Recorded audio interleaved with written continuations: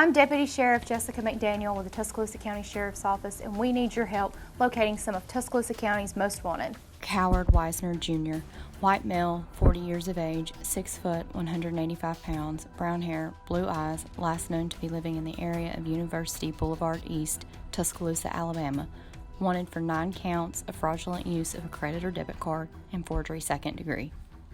Torian Bryson Brown, black male, 39 years of age, 6'3", 202 pounds, black hair, brown eyes, last known to be living in the area of Indianola, Mississippi, wanted for trafficking in stolen identities.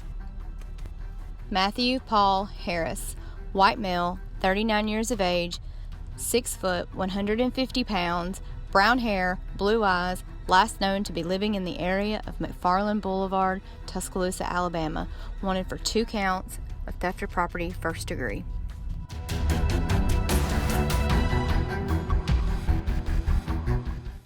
Working together, we will continue to make Tuscaloosa County a safer place to live.